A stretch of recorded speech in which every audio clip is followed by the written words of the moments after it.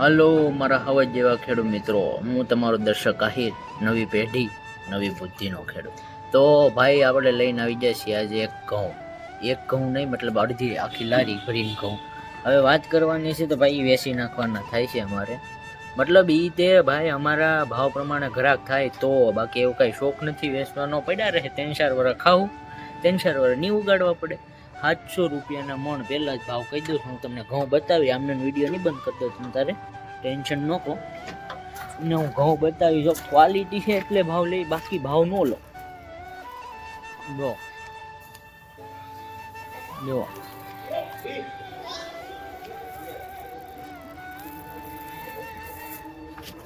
A1 quality છે. લેવો હોય જલ્દી કોન્ટેક કરો, ફટાફટ તમારે એડ્રેસ મોકલી દો એટલે આપણે આગળની વાત કરી દઈએ, તમારે પુગાડી દઈએ, તમારે જ્યાં પુગાડવા હોય ને ત્યાં.